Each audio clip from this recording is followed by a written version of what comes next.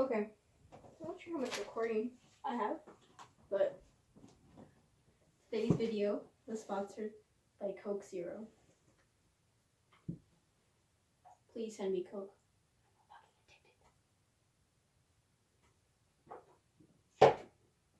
But anyways, let's get on with our bio video. Hello, bio boys. Today we're going to be learning about biotechnology. But first, before we learn about biotechnology, I want to wish you all luck for this upcoming NISMA season. I know how hard it is. Okay, personally, I'm doing my first level 6. It's tough. I'm going to fail. I'm never going to get into senior list ever again.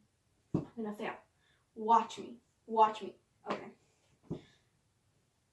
Despite all this negative feeling about our cello ability, sorry, I'm just trying to grab one of these. I feel like one of these little tubey things would be an important prop. Alright, so let's get started. So biotechnology. We have a test tomorrow. I'm sorry, this will probably be another uncut video, but at least I have somewhat of an outline, and I'll try to make it better. But okay. So what is biotechnology? So it's basically the use of an organism to perform practical tasks for the benefit of humans. And in fact, we've been using biotechnology for millions of years. You know, when we were starting to settle into our Neolithic settlements, some global facts right there, we would pick, let's say, two individuals that had desirable traits, right? So you could say, I have an orange dinosaur. Let's say I have a spiky dinosaur. So what if I want an orange spiky dinosaur? You know, one of these offspring might be both orange and spiky. Boom. Selective breeding. Okay, well that's a little bit of a simplified example. Obviously, genetics don't work exactly like that, but it's somewhat close. So what is selective breeding, you ask? Selective breeding is the method of breeding that breeds two organisms that possess desired traits, and these two organisms are bred together, produce offspring with those traits. So over time, as you repeat this process over and over again, you will produce offspring with the best traits. And, you know, this is how you would domesticate an animal, you know. But it takes a while. So selective breeding also takes advantage of naturally occurring genetic variation to pass wanted traits to the next generation of organisms. And there's just two types of selective breeding. So there's hybridization, which takes two different species of organisms to breed and produce offspring that is both stronger and hardier than your parents. This occurrence is known as hybrid vigor, but the downside to hybridization is that offspring produced are sterile and they cannot reproduce themselves. And then we also have inbreeding, which is kind of the opposite of hybridization. Instead of having two species from two different groups, two different species. Why did I say two different groups? Two different species. Well, keep in mind the species have to be similar, otherwise you can't really cross your genes.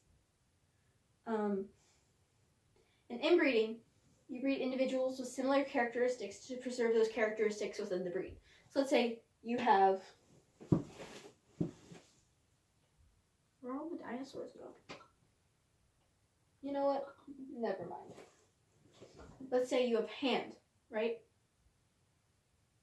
And then you have another hand. What if you want an offspring that both look like hands? See, these hands will breed together to produce a baby hand. Boom. But if you were to breed a hand and a foot, which is like hybridization, you know, I don't know what a combination of a hand and foot would look like. But basically, like I said, in inbreeding, you're keeping those similar characteristics. However, the negative result of inbreeding is the chance of a genetic defect. Members of a breed have similar genetics, which would mean a recessive genetic disease would be more common within the gene pool, and also this is due to the lack of variation. So to get around this, breeders can introduce mutations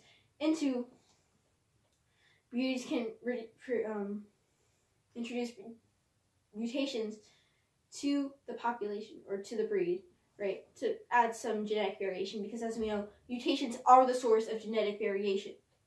Without mutations, you'd be a freaking bacteria, you know? Ew, gross.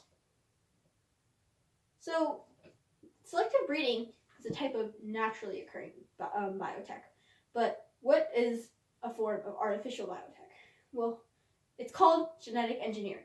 So in genetic engineering, we alter the genome of an organism to produce some funky organisms, right? So in genetic engineering, we'll first use restriction enzymes to cut the genes. So restriction enzymes have the ability to cut DNA at specific sites, at specific recognition sites or sequences. So let's say we want to make some recombinant DNA, which, by the way, is genetic material containing a gene from one organism combined with DNA from another organism. We would first have to cut a palindrome sequence in a bacterial plasmid. So you're like, whoa, Allison, slow down there. 2 words. What is a palindrome? Palindrome is basically, you probably heard saying before, but it's basically a sequence that reads the same left to right. So as we see here, we have our diagram labeled palindrome. You see we have a 3' end and a 5' end. 5' to 3', because that's how we know DNA runs. Pretend that there's some hydrogen bases there. I just didn't really have the time to write it, right? And in this grade is a palindrome. So it reads the same from the 3' to 5' and the 5 and the other way around. So TACG TA. TACG TA. Boom. So the restriction enzymes, like let's say Echo R4 is one we talked about in class. We'll find this and be like, it will recognize one of these palindromes and be like, I'm gonna cut this. So we'll take our purple cutter and then we'll probably cut like that or something. Boom. You got it. And then what it's gonna do is you have to use these same restriction enzymes when cutting the plasmid and the desired gene. But you're also like, what's a plasmid? So we have a circle, right? Plasmid is basically a circle of DNA. And let me elaborate on that. So bacteria, they have these circular molecules of DNA called plasmids, right? Plasmids are separate from the bacteria's chromosomes, right? Plasmids can basically be exchanged from bacteria to bacteria. You remember how last bio video I talked about how when this dude, I forgot his name already, but when he was testing, Griffith, right? When he was testing with these strands of pneumonia, the smooth strain, right? I just make sure this is still recording.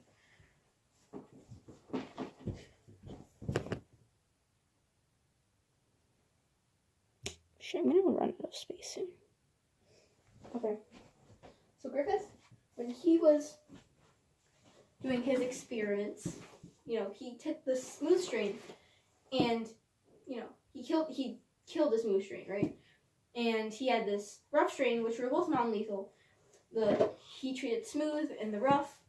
The smooth by itself, we know, was fatal, right? It was lethal. So when he combined the two, he treated smooth and the rough, right? It seemed that there was a transforming factor, which we know is DNA, that moved from the smooth to the rough, right? And this could be that was a plasmid, plasmid that learned how to kill. But I said not much. Okay. But these plasmids kind of also help in genetic variation, passing genes to individuals, because bacteria itself doesn't reproduce through sexual reproduction. Therefore, there's less genetic variation unless there's a mutation somewhere, which obviously there has to be mutations, otherwise there wouldn't be us. Because we evolved from some tiny bacteria-esque sort of thing. Not even a bacteria, probably much simpler. But I'm going on tangent. Let's continue. So you'll have your plasmid, right? And what you're gonna do is the thing is gonna cut it. My finger is very bad restriction enzyme. It's gonna use the same restriction enzymes to cut the DNA, right? To cut the desired gene, the desired DNA. And you're gonna basically insert your little desired DNA in there. And what's gonna happen is that these ends will fit up, right?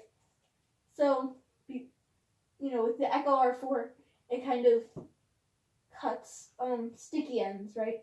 I'm not sure what would cut a blunt end, but as you see here, sticky ends are kind of just ends that kind of hang out, kind of DNA fragments with tiny tails, so that they would kind of fit together like a puzzle piece. Well, we have blunt ends. Blunt ends are just like that, With the sticky ends, you could connect the hydrogen bases, right? Since you have bases exposed, so you could connect the bases. And I kind of made it here that this sticky end can connect here, and then this sticky end can connect here, making kind of like a tiny little plasmid. Okay? So, the way we're going to paste these, the desired gene in the plasmid together is with DNA ligase, which we know, which binds with hydrogen bonds, and yes. And then this recombinant DNA is inserted into the nucleus of an organism. So that's part 1, guys.